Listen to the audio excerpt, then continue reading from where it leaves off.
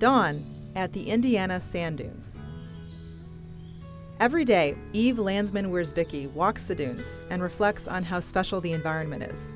Every day it's something different. Every season it looks different, but it's always beautiful.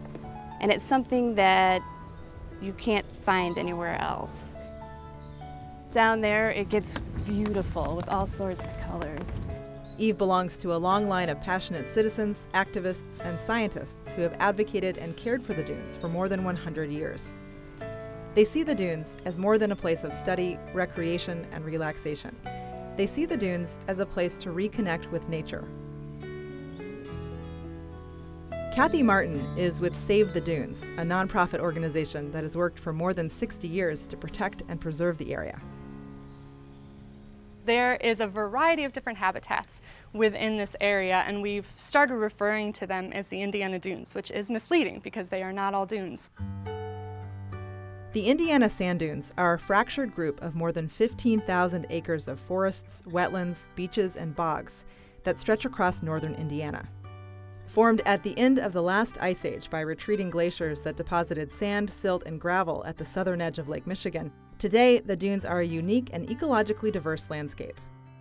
The dunes are home to over 1,000 native types of plants, but over the decades that diversity has been threatened and reduced by the construction of heavy industry and housing. The area is also crisscrossed by highways and heavily trafficked rail lines. Now the dunes are facing a new threat: invasive species, organisms that outcompete native plants and animals for resources and then replace them, drastically altering the environment.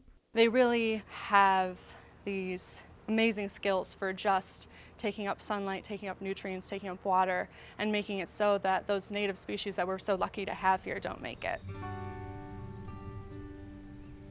One specific example of what would be lost ecologically without the dunes is here in Miller Woods. The black oak savanna is incredibly rare habitat. There's less than 1% that remains in the Midwest, which is a region that used to have an abundance of that habitat.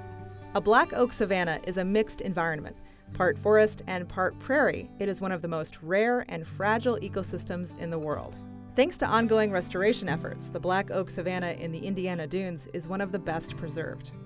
Dr. Noel Pavlovic is with the United States Geological Survey. He is an expert on the plant life of the Indiana dunes. A savanna has trees that have spaces between them so that the crowns of the trees don't actually intersect. And so between the trees you have a lot of sunlight. So you get an area where there's a variety of sun and shade in this sort of a complex mosaic. Sun and shade are the reasons black oak savannas are so diverse and so fragile. Too much sun and certain species of plants will not grow. Too much shade and other species perish. Restoring the savanna is about restoring the balance between the two and to the people who visit the site.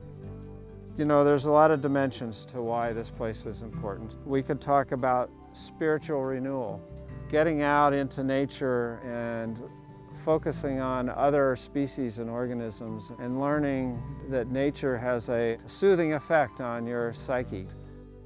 It's really important to preserve the native species that are our natural our legacy from the past, and hopefully will continue in the future. Beauty and natural diversity are returning to the Indiana sand dunes. And at the end of every day, Eve takes time to connect with the world around her. I can stop, look around, and just take in the silence and the sounds and the birds, because it really is about taking it all in when you're here. That's the important part.